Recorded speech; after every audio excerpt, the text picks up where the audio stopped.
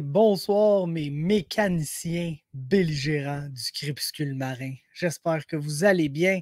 Je vais très bien. Je suis excessivement excité parce qu'aujourd'hui, c'est un grand jour. C'est un jour qu'on attendait depuis longtemps. Mon preview de l'UFC 270, Gan Ngannou, le combat que ça fait des années qu'on attend. Écoutez, au Québec, on a eu la chance de voir les 3 premiers combats pro de la carrière de Cyril Gane avant qu'il fasse le saut à l'UFC. C'est crazy de penser que Cyril Gane s'est battu au Québec et s'est jamais battu en MMA pro en France encore. Absolument crazy à penser, mais bref. Il s'est battu au Québec contre Bobby Sullivan. Le fameux combat contre Adam Daichka, qui pour beaucoup de Québécois, c'est la première fois qu'ils l'ont vu parce que le premier combat, c'était le Tegro Fight Night qui était. Fallait que tu sois là pour le voir. C'est pas un événement qui a été rediffusé par après. Donc, il y a beaucoup de gens qui ont manqué son début pro. Ensuite, introduction pour la majorité des gens contre Adam Daichka, un combat légendaire. Écoutez, peu importe de quel bord vous êtes. Et finalement, contre Roger Souza à Gatineau. Puis, tu sais, déjà, le combat contre Adam, assurément, après le combat contre Rogers, on savait que Cyril Gane est un talent spécial qui, un jour ou l'autre, allait devenir champion du monde de l'UFC. Et puis, sa chance de devenir champion du monde des poids lourds, c'est ce samedi. Face à Francis Ngannou, son ancien ami, son ancien partenaire d'entraînement, ou l'était-ce, on ne sait pas trop si on écoute le discours de Francis un peu cette semaine, mais bref, c'est pas pour ça qu'on est là. On n'est pas ici pour parler de ce qu'ils se disent, on est ici pour parler du combat entre Francis Ngannou, Cyril Gane, l'événement principal de l'UFC 270. Et bien sûr, on va parler de tous les autres combats sur la carte. Je sais que vous êtes excités pour les combats des deux Canadiens, Charles Jourdain, Jasmine Jasudavicius, un autre short notice pour Charles, un combat complètement en cave. Et puis le co-main event, bien sûr, la trilogie pour le championnat flyweight, qui va être tout un combat. Mais allons-y immédiatement. Avec le main event, le combat, pourquoi on écoute la carte, la raison d'être de tout ça, Francis Ngannou, Cyril Gane. Et puis, tu sais, oui, on est ici pour parler du combat, mais il faut parler de toutes les autres choses qui sont en train d'arriver. De un, le fait que ce build-up-là est un petit peu devenu, comme on anticipait, la rivalité entre Fernand Lopez et Francis Ngannou. Cyril Gane, c'est pas un gars qui parle pour rien dire. C'est un gars de peu de mots, de un. Et de deux, il est toujours souriant, il est toujours content, il est toujours gentil avec tout le monde, que ce soit un adversaire contre quelqu'un avec qui s'est déjà battu, contre qui va peut-être se battre dans le futur, ou quelqu'un qui se bat même pas. C'est un homme tellement gentil, tellement sweet. Vous le voyez dans ses stories, là.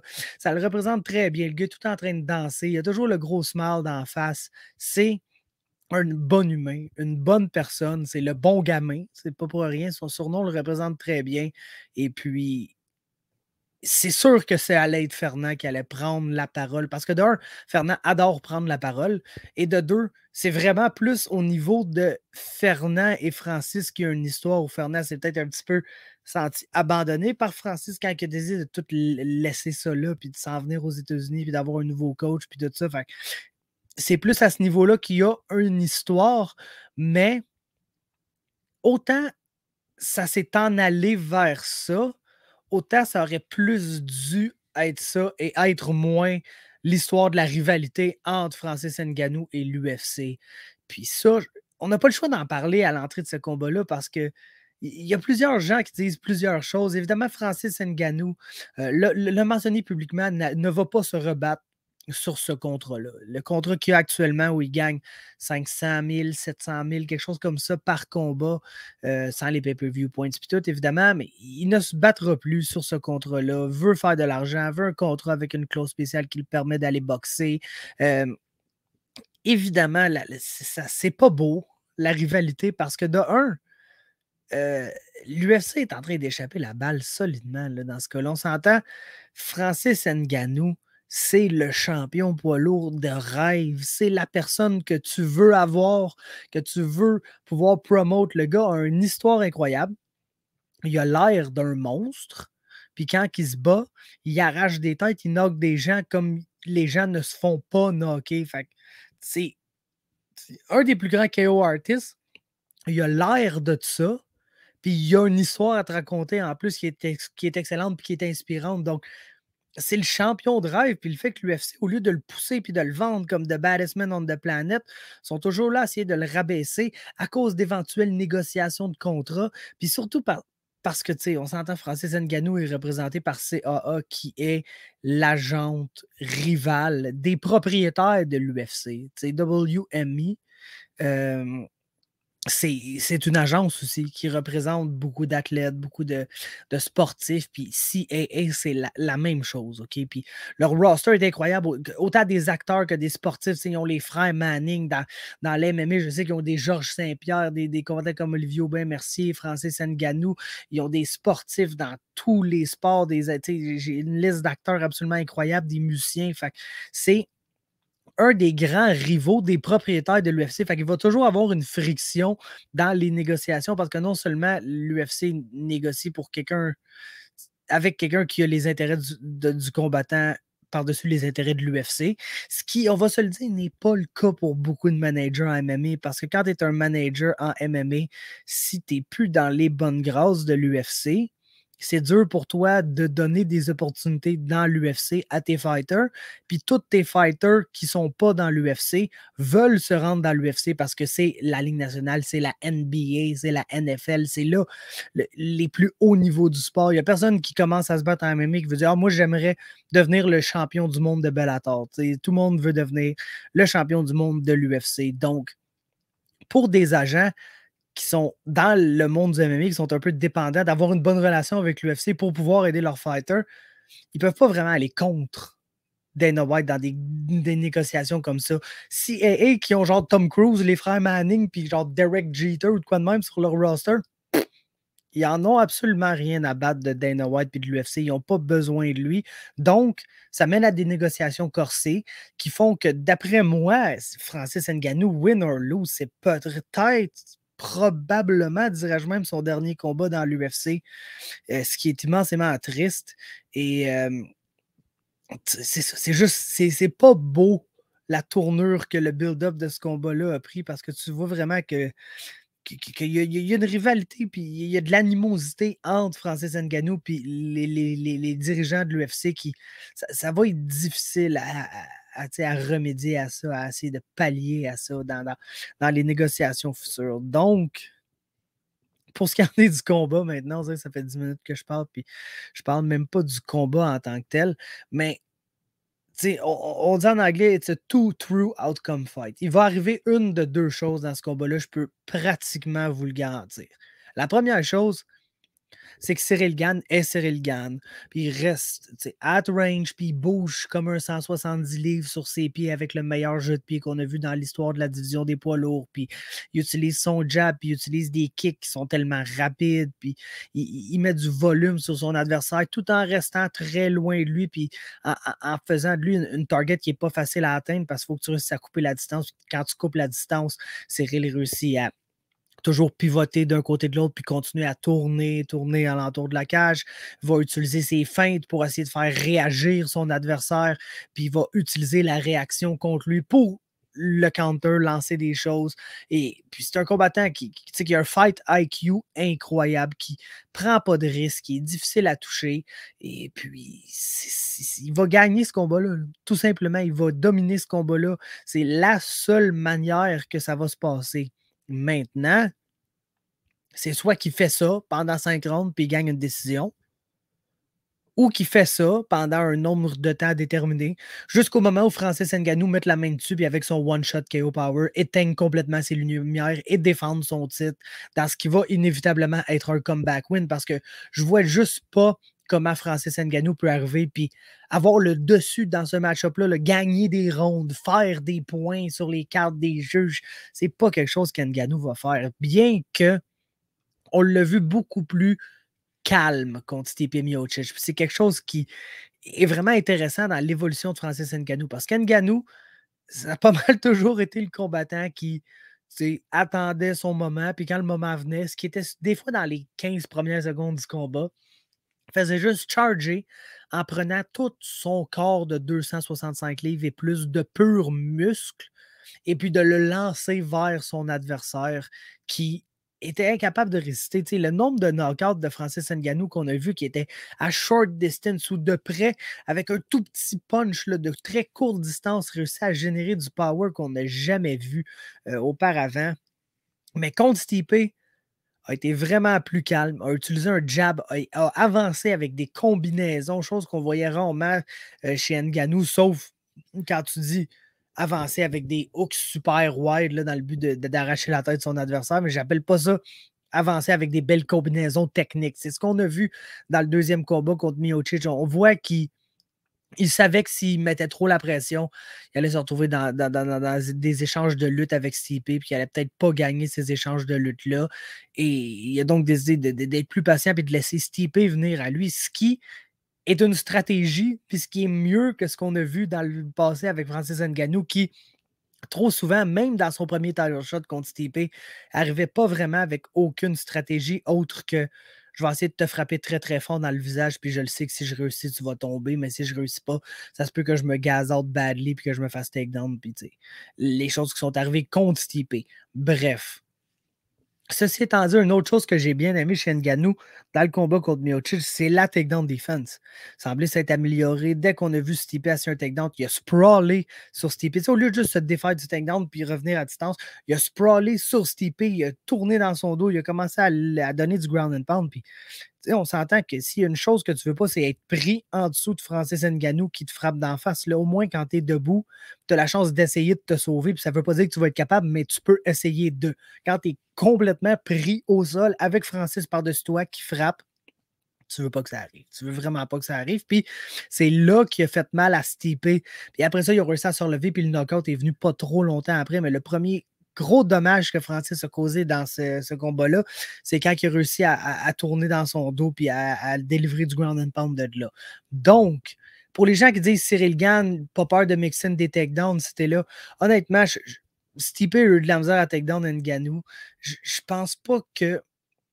Tu sais, je te dis pas que s'ils sont dans le clinch puis Cyril va pas chercher un bon body lock, qui est pas capable de le faire trébucher d'un côté comme de l'autre, mais je m'attends pas vraiment à ce que Francis s'élance puis que Cyril passe en dessous puis tu as le reactive double leg à la GSP.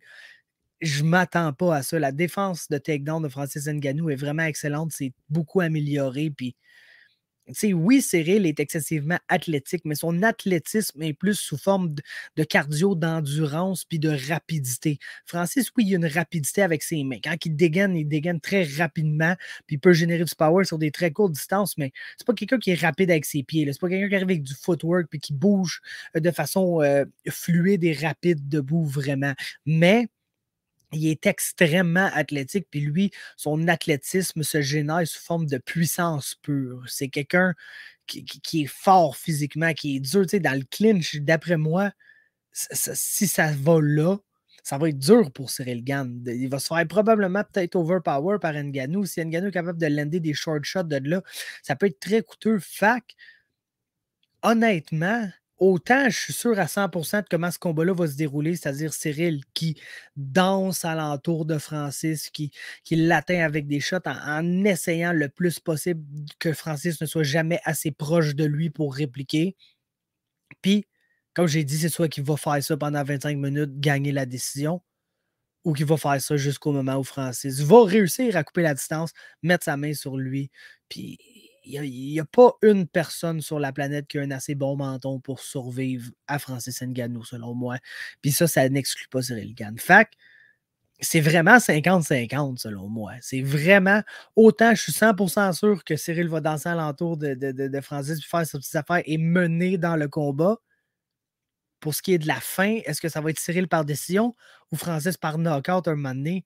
Je suis vraiment 50-50. Mais j'ai tellement pas vu Cyril se faire toucher. Puis je le sais que, tu sais, Francis Ngannou est, comme Cyril Gane, un exemplaire unique. Là. Il y a un Francis Ngannou, il y a un Cyril Gane. Et Francis n'aura. Ben, ils ont sparé ensemble, là, fait que c'est un peu bizarre que je dise ça, mais Francis, dans un combat pro de MMA officiel, n'a jamais eu un adversaire comme Cyril Gane devant lui. Et c'est la même chose pour Cyril Gane vis-à-vis Francis Ngannou. Puis jamais ils vont réavoir des adversaires qui ressemblent à ça. Puis c'est bizarre à dire dans un show de prédiction, mais j'ai l'impression que c'est comme juste qu'on le voit, ce combat-là, pour savoir ce qui va arriver. Moi, si j'ai un guess à prendre, je pense que malgré le fait que j'ai dit que mon hot take de l'année 2022, c'est que Francis allait gagner par knockout puis s'en aller de l'UFC avec la ceinture, faire ce que Bret Hart voulait faire avant le Montreal Screwjob puis que ça n'a pas marché finalement. Mais bref, pour le Bret Hart, mais crime, j'ai tellement vu Cyril se faire toucher par personne puis être dans le troupe par personne. Puis oui, je le sais que s'il mange une bonne shot d'Ngannou, il va sûrement pas survivre, mais est-ce que Ngannou va être capable de lui donner cette bonne shot-là ou Cyril va juste faire comme il a fait avec toutes les autres puis rendre ça tellement facile? Puis j'ai douté Cyril au début, j'avais pas raison. Quand je suis arrivé dans l'UFC, je ne l'ai jamais vraiment douté depuis son début UFC. Mais regardez, ce gars-là est incroyable. Qu'il gagne ou qu'il perde dans ce combat-là, un jour, il va être champion du monde. S'il perd, c'est juste comme quand Ngannou a perdu la première fois contre TP, puis il va remonter pour gagner la ceinture. Est-ce que ça va être dans un rematch contre Francis? Je ne le sais pas, parce que je ne sais pas si Francis va être encore là, mais je vais avec Cyril par décision. C'est ça mon. Autant j'essaie de me dire, oh, mon hot take, c'est qu'Ngannou va. Je le sens juste en dedans de moi que j'ai pas l'impression que Francis va être capable d'y toucher et que Cyril va gagner par décision. Donc, garde, je suis mon gut et je suis mon cœur. Cyril gagne par décision pour devenir le champion incontesté des poids lourds de l'UFC. Et ça nous mène au co-main event. Un autre combat que j'ai extrêmement de la misère à pique. Tu sais, quand tu dis plus que tu vois de ces deux gars-là se battre, plus que tu devrais avoir une idée de comment ça va se dérouler. Puis pourtant, j'ai vu, pas 50 minutes parce que le deuxième combat s'est même pas rendu vraiment à la moitié, mais j'ai vu une bonne demi-heure plus de ces gars-là se battre, puis j'ai pas vraiment d'idée de comment ça va aller, honnêtement. Tu sais, dans le premier combat, ils ont vraiment échangé coup pour coup. Brandon Moreno avait sur short notice. Figueiredo voulait turn around rapidement, lui aussi, pour défendre sa ceinture après sa victoire contre Alex Perez. Et puis, ils ont booké ce combat-là. Ça s'est retrouvé sur un pay-per-view. Puis finalement, ça a été un des meilleurs combats de l'année. Ils ont absolument trade shot pour shot. Puis la différence, ça a juste été que Figueiredo frappait plus fort. Littéralement, il frappait plus fort. Puis c'est pas, oh, il a réussi à faire mal à Moreno parce que s'il y a une chose qui n'est pas arrivée dans ces combats-là, c'est que Figueiredo a fait mal à Moreno. Oui, clairement, il frappe plus fort que lui. Tu entends l'impact, tu le vois, puis c'est percevable, mais Brandon Moreno est tellement tough, puis il a tellement un menton légendaire que jamais s'est fait faire mal par Figgy. Mais tu voyais dans le premier combat que quand il échange coup pour coup, puis que Figueiredo est complètement reckless, comme on l'a pas mal toujours connu comme étant, sauf étrangement au dernier combat, ça a été ça la différence. Puis on le sait que ça a été un combat nul, ce combat-là, de là pourquoi il y a eu le rematch. Puis le combat nul, c'est uniquement parce que Deiveson Figueiredo a perdu un point parce qu'il n'arrêtait pas de faire des falls, puis il les a toutes faites. Les high pokes, les cage grabs, il les a toutes faites dans ce combat-là. Puis à un moment donné, l'arbitre s'est tanné, fait qu'il enlève un point. Puis c'était un combat très serré là, de 3 rounds à 2, clairement en faveur de Figueiredo. Fait que le fait qu'il perd un point, il a gagné 2 rounds, Moreno a gagné 2 rounds, puis il y a eu un round de 9-9, ça a fait un combat nul. Et ça nous a donné le rematch où, honnêtement, l'ajustement de Brandon Moreno était incroyable dans ce combat-là parce que Figueiredo, c'est un malade mental, mais c'est un pocket trader. Et puis, si tu le laisses juste pas venir dans la pocket, c'est là qu'il y a quelque chose à faire. Puis Moreno, c'est ça qu'il a décidé de faire. C'est mis derrière son jab. Il a lancé des combinaisons derrière son jab. Puis il est vraiment resté at range. Puis il a complètement pick apart Figueiredo. Puis honnêtement, quand tu regardes ça, c'est juste dur de ne pas pick Moreno dans la trilogie, mais il y a un côté de moi qui se dit c'était tellement pas Deiveson Figueiredo là, dans ce combat-là.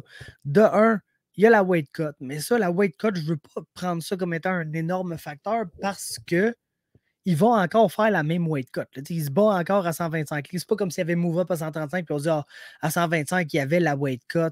Fait que là, on s'attend à ce qu'il y ait plus d'énergie. Puis anyway, on l'a déjà vu faire 125 puis se battre comme un complet maniaque pendant 5 rondes. C'est pas quelque chose qui l'empêche. Surtout qu'avant le premier combat, il paraît qu'il était malade puis était à l'hôpital genre la semaine du combat. Dans le deuxième combat, on le sait qu'il y avait une dure weight cut il nous a dit par après qu'il filait pas super bien non plus. Est-ce que c'est une excuse? On le sait pas, mais il y avait de quoi de bizarre avec Figueiredo. L'affaire qui me fait peur, honnêtement, c'est juste que l'affaire qui marche pas, c'est qu'il a décidé de se battre comme un champion.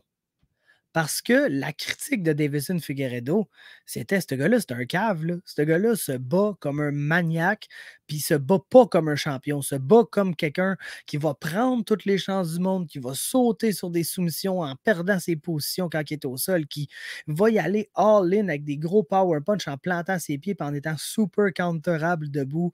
Fait que c'est pas un combattant qui se battait de façon sécuritaire. Puis je pense qu'il a peut-être entendu cette critique-là.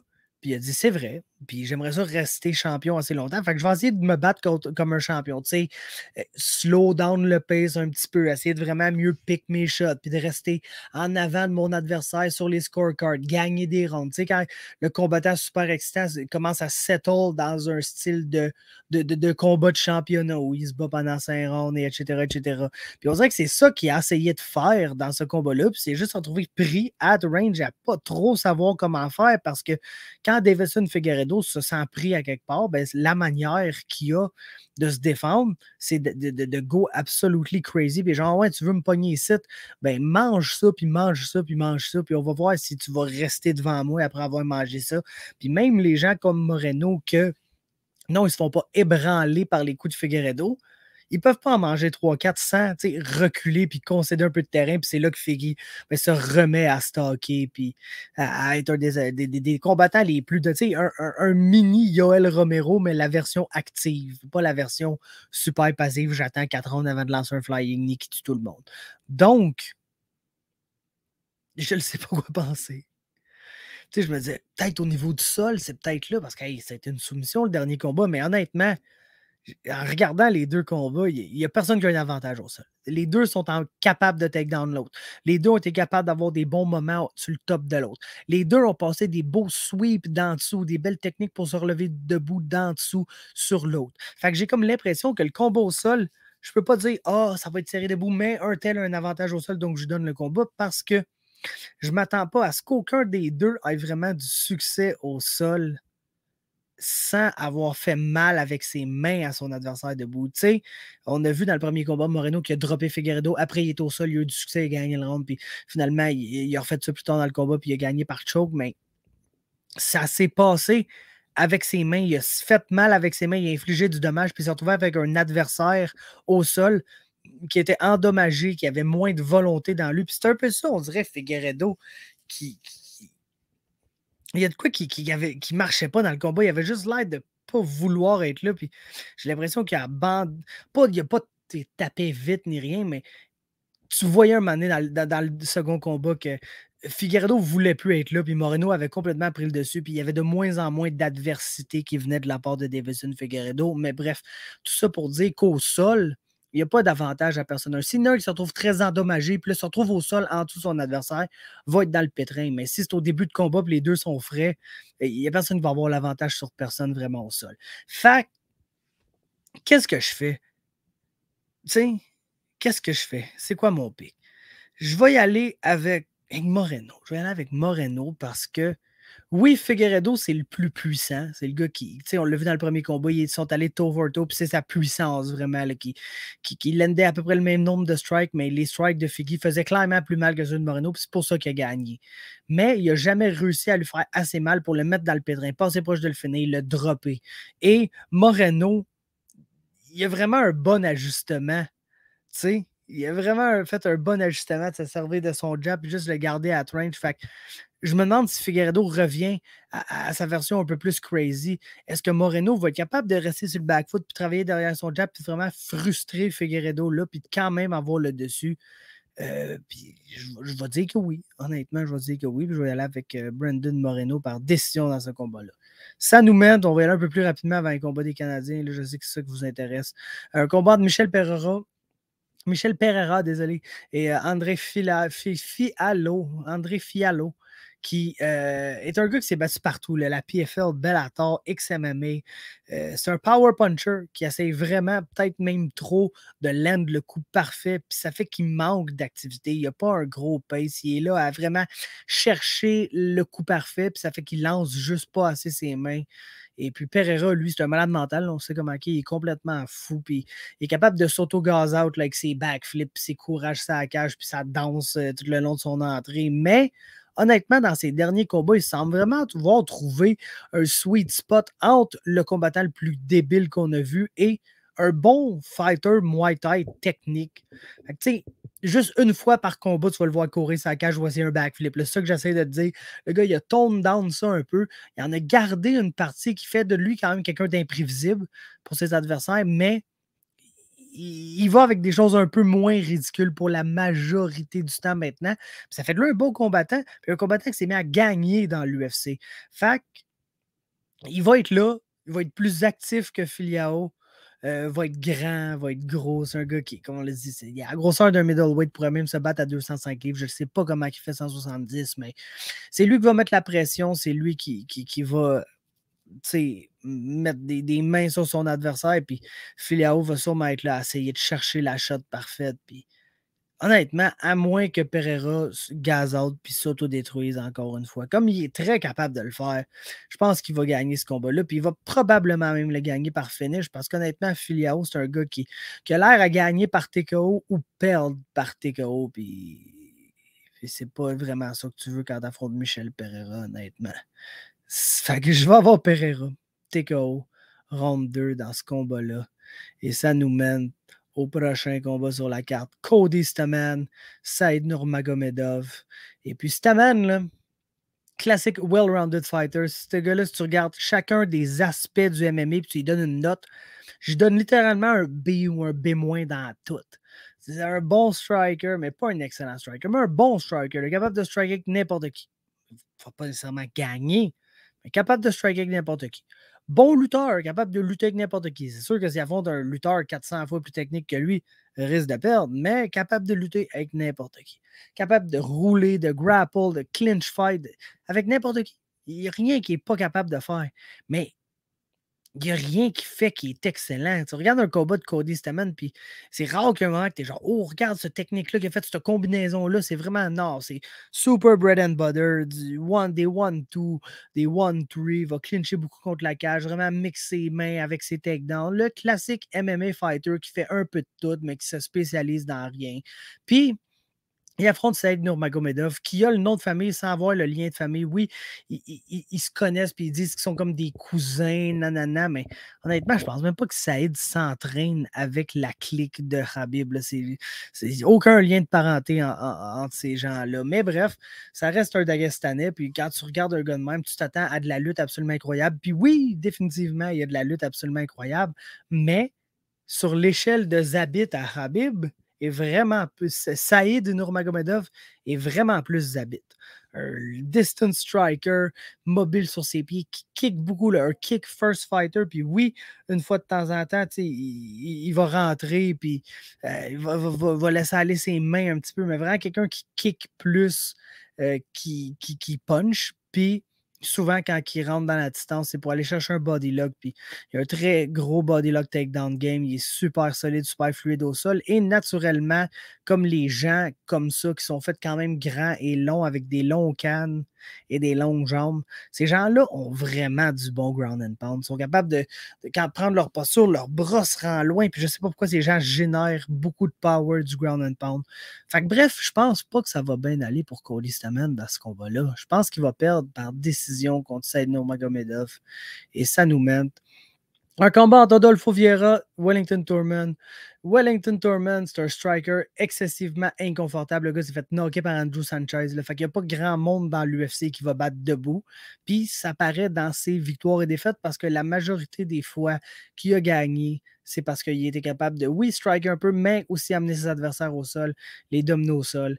Il affronte Adolfo Vieira, le multiple champion de ADCC, un des plus grands grapplers qu'on a vu. Puis la défaite qu'il y a eu contre le chum Hernandez, Anthony Hernandez, aïe, man.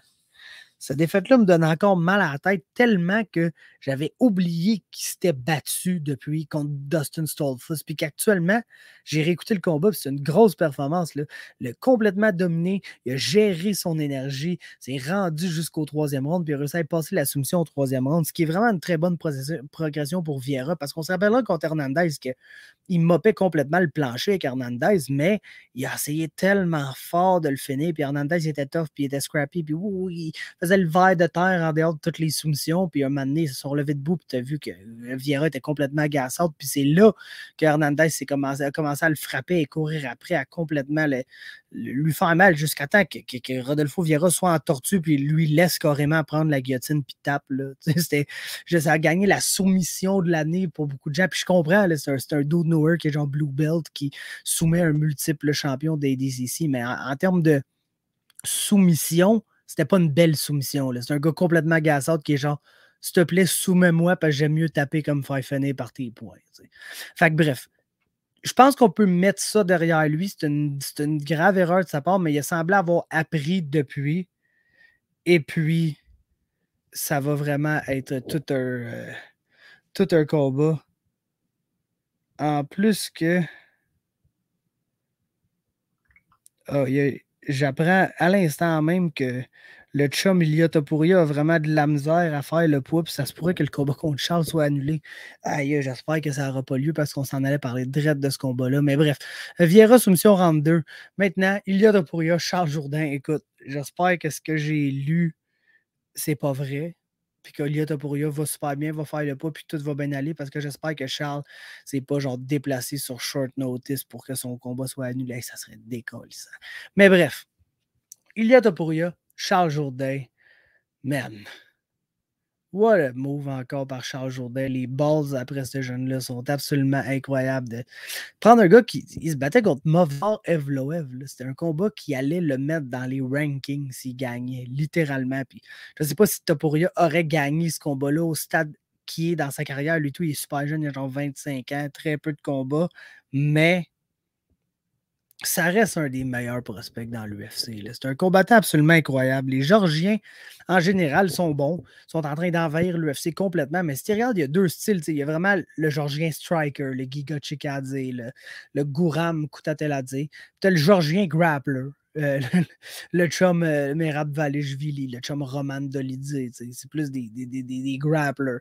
Puis t'as Topuria qui fait les deux, comme si de rien n'était. Excellent striker, excellent grappler, athlétique, très explosif, un des meilleurs prospects dans l'UFC, comme j'ai dit, mais un combattant très intelligent aussi, bien que son style est agressif. On doit se le dire, son style est agressif. C'est quelqu'un qui veut aller de l'avant, qui veut engager son adversaire, mais il a un très bon sens de comment le combat se déroule, puis d'où il faut qu'il soit en tout temps pour gagner ce combat-là. C'est un combattant qui, vu qu'il est un bon striker et un bon grappler et un bon lutteur et un bon tout, il va se battre debout, mais s'il sent que c'est probablement au sol qu'il va gagner ce combat-là, c'est au sol que ça va se passer et il va amener le combat là. Puis c'est pas quelqu'un qui il va rester dans un striking match-up contre quelqu'un qui est très dangereux debout. Puis c'est un peu là où je m'en vais. Le Charles a montré une petite lacune au niveau des takedowns. Puis oui, ça a semblé s'améliorer contre André Ewell. Il faut lui donner ces props-là. Mais André Ewell, Ilia Topuria, pas le même genre de lutteur debout du tout. Et puis, tu sais, Charles, ça reste un wild man, quelqu'un qui commence ses combats quand même slow, mais que dans les later rounds devient une complète tornade pour ses adversaires. Puis quelqu'un qui s'ajuste tellement bien, qui est capable de trouver la petite affaire qu'il peut faire, qui va se mettre à marcher, puis aller faire cette affaire-là le plus possible pour complètement virer le momentum du combat à plusieurs reprises. Donc, il ne faut jamais sous-estimer Charles Jourdain. C'est un match-up horrible pour lui. Là. Ça va être probablement le plus gros underdog sur toute la carte parce que à la base, c'est pas un bon match-up. Et en plus, le short notice n'aide pas les choses.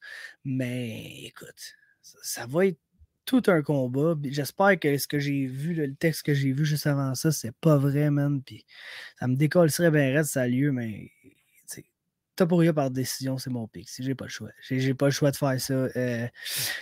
Je pense que ça va être un bon combat. Je pense pas que Charles va arriver là pour avoir l'air d'un cave puis se faire finir ni rien. Mais le short notice, les habiletés de Topuria sont incroyables.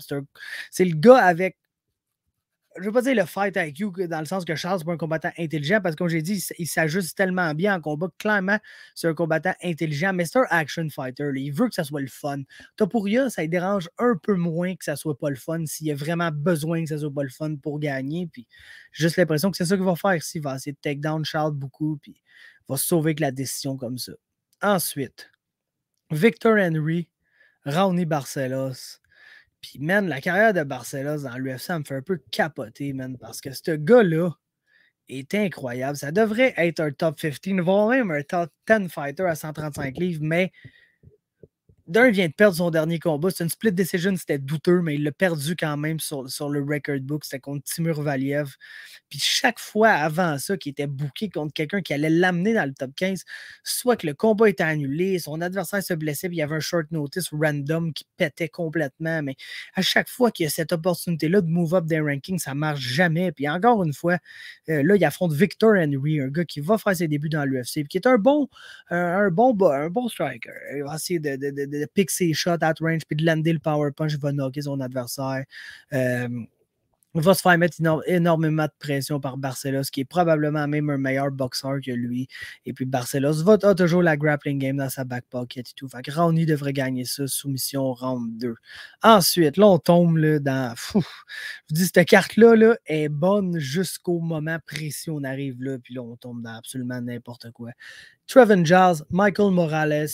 J'ai aucune confiance en Trevin Giles. Fait que je le trosserai pas à 170 livres parce qu'il vient de dropper à 170 livres. Puis, il me semble que c'est pas un petit middleweight. Là, on check contre James Krause. Il avait l'air vraiment une très bonne division en haut de lui. Puis James Krause, c'était un bon 170.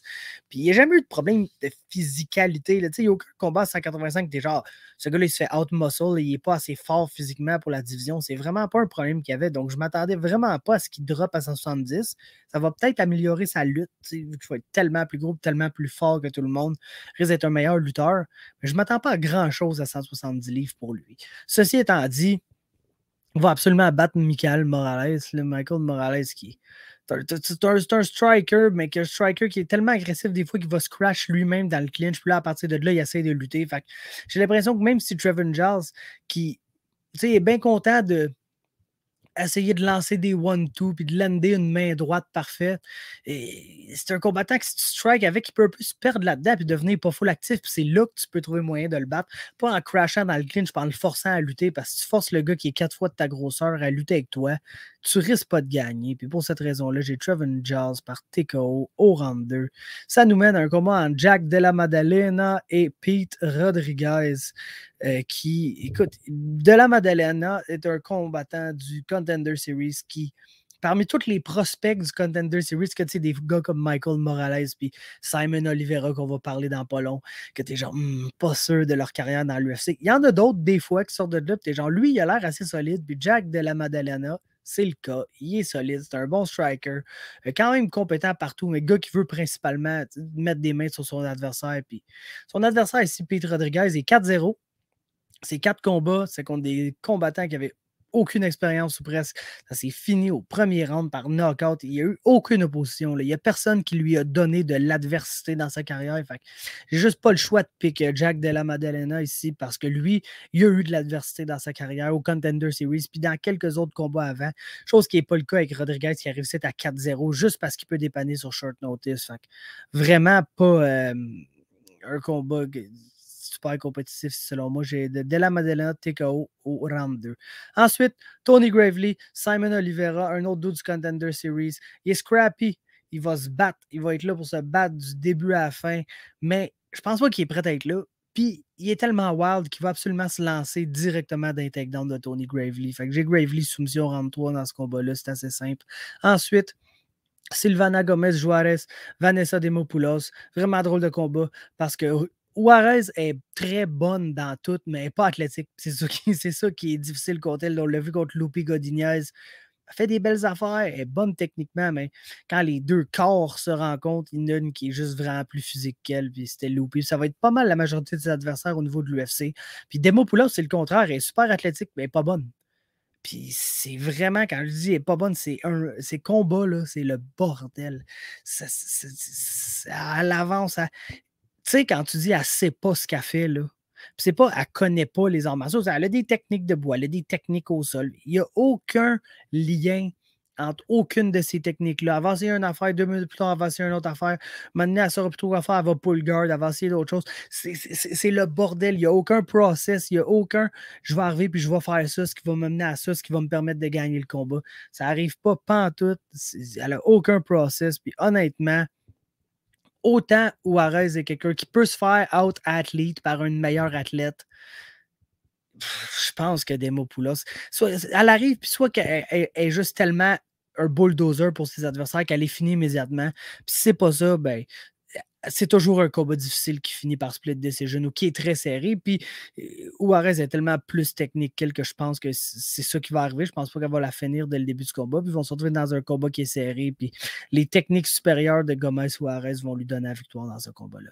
Ensuite, Matt Frevola, Genaro Valdez, un autre Ghost Contender Series qui est pas mauvais, pas excellent non plus. Frevola, il est vraiment bizarre. Il y a vraiment un aspect de Julian Erosa ou Frank Camacho à lui qui est, dans le fond, un gars que tu peux absolument knocker raide dans la première minute du combat. C'est là que tu vas l'avoir. Si tu réussis pas, tu es dans la merde. Mais si tu réussis ça, il y a moyen de te débarrasser très rapidement de Matt Frevola.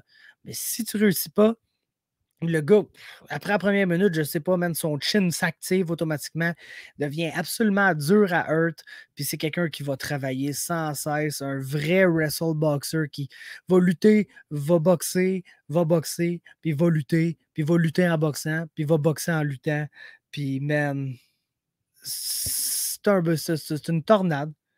Honnêtement, c'est une tornade, puis ça va absolument être le bordel. Puis je pense que Frevola va gagner parce que je pense pas que Valdez a assez d'expérience pour dealer avec ça. Ça nous mène à un combat entre Kay Henson, Jasmine Jesse de Vicious. Et puis, man, je suis vraiment excité pour les débuts dans l'UFC de Jasmine. C'est une grosse combattante. Ça fait longtemps que j'avais envie de la voir là. Une représentante de Niagara Top Team, un des meilleurs gyms au pays. Et puis, à la fin de Kay Henson, écoute, man, c'est bizarre, mes sentiments par rapport à ce combat-là, parce que Kay Hansen fait ce retour à 125 livres. Puis là, tu regardes des gens, man, tu mesures genre 5 et 2, t'es minuscule. Pourquoi tu te bats à 125 avec des filles de 5 et 6, 5 et 7? Puis là, après, tu apprends que Kay Hansen a eu une enfance vraiment bizarre dans une famille super religieuse, puis que ça l'a causé à avoir genre des troubles alimentaires toute sa vie. Puis que là, finalement, pour la première fois de sa vie, a mis un, un terme à ses troubles alimentaires, à s'est débarrassée de ça. Puis là, pour cette raison-là, elle veut pas être sur des diètes trop fucked up pour pas retomber dans ses troubles alimentaires. Donc, elle va se battre à 125 livres. Puis là, t'es genre, wow, c'est vraiment louable, c'est commandable. Puis je souhaite tout le succès du monde à cette division-là. Mais ça reste une combattante de 5 pieds 2 qui est quand même assez physique, mais ça va être dur d'essayer d'out-wrestle des filles de 5 et 7, 5 et 8. Parce que c'est ça qu'elle veut faire. Oui, quand même des bonnes mains capables de lancer des bons punchs, mais c'est une combattante qui va avoir besoin d'amener les combats au sol pour les gagner. Et puis, je pense que ça va être dur contre Jasmine d'un, parce que si seulement Jasmine se servait mieux de son range, je vous dis, c'est un peu ça ma crainte. Le fait que Jasmine, une combattante longue, une combattante qui est quand même grande pour sa division, mais est tellement agressive qu'elle a tendance à ne pas se battre à range, elle a tendance à crasher son adversaire puis finir dans le clinch beaucoup. Puis elle a des très bons takedowns, évidemment. Elle s'entraîne sur Chris Prickett, qui est un des meilleurs lutteurs au pays. Mais, tu sais, des fois, ça sera à son avantage de juste se battre debout à range puis garder la petite fille de 5 et 2 très loin d'elle. Surtout qu'avec la petite fille de 5 et 2, le seul moyen qu'elle peut la battre, c'est s'ils sont dans des échanges de grappling puis qu'Hanson a réussi à pogner une bonne position sur le top puis à la garder assez pour gagner des rounds.